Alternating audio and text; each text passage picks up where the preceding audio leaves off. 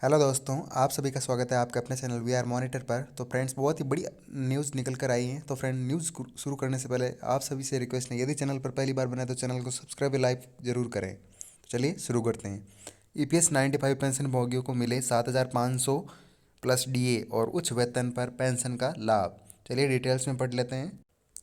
EPS 95 pension भोगियों को न्यूनतम पेंशन 7,500 प्लस डीए और उच्च वेतन पर पेंशन का लाभ मिले, इसलिए राष्ट्रीय संघर्ष समिति के राष्ट्रीय अध्यक्ष कमांडर अशोक रावत जी ने दिनांक 5 दिसंबर 2021 को सभी माननीय संसद सदस्यों को पत्र लिखा है और पत्र की प्रतिलिपि माननीय प्रधानमंत्री जी, माननीय वित्त मंत्री जी, माननीय श्रम मंत्री जी व सभी माननीय सीबीटी सदस्य व माननीय सीपीएफसी को भेजी गई है, जिसमें मिनिमम पेंशन ₹7,500 प्लस डीए मंजूर करवाने हेतु निवेदन किया गया है और साथ ही minimum pension ₹7,500 plus DA pension fund से प्रदान करना संभव है।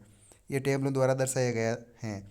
इसी पत्र में ईपीएफओ के दिनांक 31 मई 2017 के अंतरिम पत्र को वापस लेकर उच्च पेंशन की मांग को मंजूर करने का मुद्दा भी उठाया गया है। ईपीएस 95 न्यूनतम पेंशन 7,500 प्लस डीए समेत अन्य मांगों को लेकर सभी सांसदों को लिखा पत्र में लिखा है कि लोकसभा और विधानसभा में कई सांसदों के द्वारा ईपीएस 95 के मुद्दे को उठाने के बाद भी अभी तक ईपीएस 95 पेंशनधारकों की मांगें मंजूर नहीं हो पाई हैं। ये सभी गरीब पेंशनर्स हैं जो औसतन 1170 रुपये प्रति माह पेंशन प्राप्त कर रहे हैं। ईपीएस 95 पेंशन भोगियों की मांगों को श्रम और रोजगार मंत्रालय ने किफ़ायती नहीं होने की दलील पर खारिज कर दिया। यह प्रस्तुत किया जाता है और दोहराया जाता है कि पेंशन निधि में शेष राशि पेंशन को ₹7,500 प्लस डीए की सीमा तक बढ़ाने के लिए पर्याप्त है। माननीय श्रम एवं रोजगार मंत्री तथा माननीय सदस्यों को पेंशन की व्यवहार्यता की सारणी प्रस्तुत की गई है और फिर भी हमारी सरकार के किसी भी घटक द्वारा इस मुद्दे पर किसी भी विचार नहीं किया जाता है। गरीब असहाय ईपीएस पेंशन भोगी अपने जीवन के अंत में इस अल्प पेंशन के साथ अपने जीवन का रथ खींच रहे हैं। इस घटना का पेट्रियम पेंशन भोगियों की असंतुष्ट मौतों का दुखद परिणाम है। इसके साथ ही उन्होंने पेंशन भोगी मृत्यु दर निम्नानुसार है के आधार पर कुछ आंकड़े प्रस्तुत किए हैं। 2012 के दौरान कोश्यारी समिति ने ₹3,000 प्रति माह न्यूनतम पेंशन और मूल्य सूचकांक के साथ जोड़ा जाए की सिफारिश की। उक्त सिफारिशों का खंडन किया गया है। अब इसका मूल्य बहुत अधिक बढ़ गया है, इसलिए न्यूनतम पेंशन साझा कुशल श्रमिकों के लिए वर्तमान न्यूनतम मजदूरी के बराबर होना चाहिए।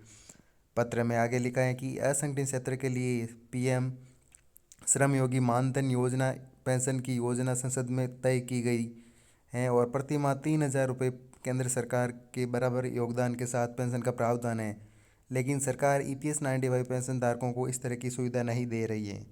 माननीय सर्वोच्च न्यायालय के दिनांक 1/10/16 के स्पष्ट फैसले के बावजूद वर्तमान चरण में ईपीएफओ ने पेंशन भोगियों को लाभ दिए बिना बांध दिया। फैसले का पालन करना, समय की मांग और उच्च वेतन पर पेंशन का लाभ बिना किसी भेदभाव के और बिना किसी पूर्व शर्त के और बिना किसी पूर्व अवधारणा के पेंशन भोगियों को दिया जाना चाहिए। इसलिए पेंशन भोगियों की समस्याओं पर विचार करने के लिए सभी सांसदों से पत्र के माध्यम से निवेदन किया गया है कि पेंशनधारकों की समस्याओं का तुरंत भुगतान निकाला जाए और सभी संसद महोदय इस विषय को लोकसभा और राज्यसभा के पटल पर रखें ताकि पेंशनधारकों को जल्द लाभ मिल सके।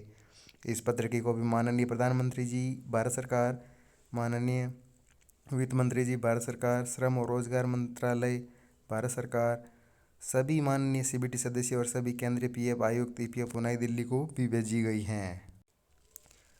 नीचे आप देख सकते हैं लेटर की कॉपीज़ हैं। Thanks for watching video. Please subscribe, share and like. जय हिंद, जय भारत।